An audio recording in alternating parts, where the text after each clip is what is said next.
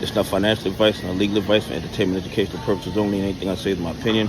Please don't make any financial decision based on anything I say in these videos.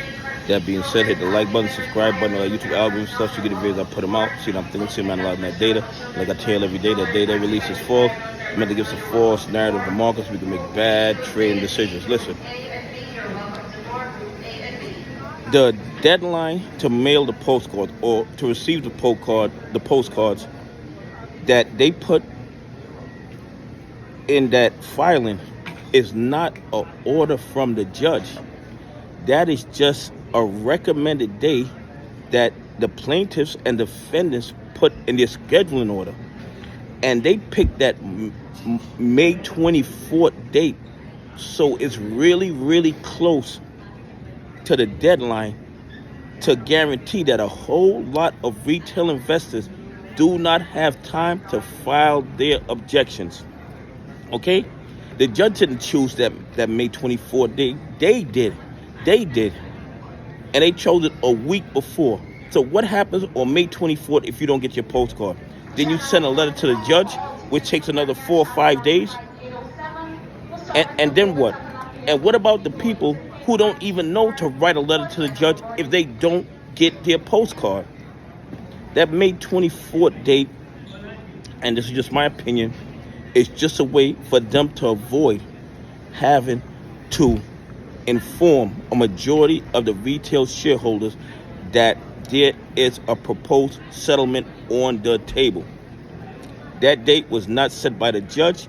It is just a tentative date that the plaintiff's attorneys and defense attorneys put in their schedule order that they're submitting to the court. The court might not approve that.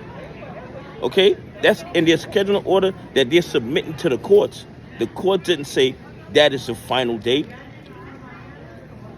I believe they are doing it because they're trying to push it to the limit to make sure as much retail investors as possible are not made aware of the settlement, and also because they know what we know, that a majority of retail investors are holding either counterfeit shares or ghost shares. Okay, or ghost shares. If you looked at my previous video, I talked about those ghost shares.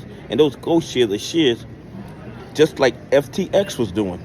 FTX was, you buy Bitcoin on the FTX platform. They tell you, yeah, you got a Bitcoin in your account, but they didn't buy anything. They just pocketed the money.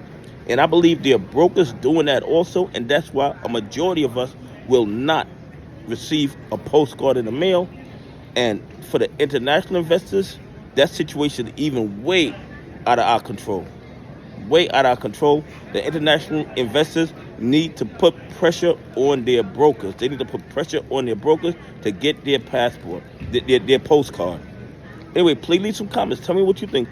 Do you think that May 24th date is a way for them to push it as close as possible to the deadline to make sure retail investors don't file an objection or not even aware of the proposed settlement? Anyway, have a great day. God bless, and I appreciate y'all on this journey with me.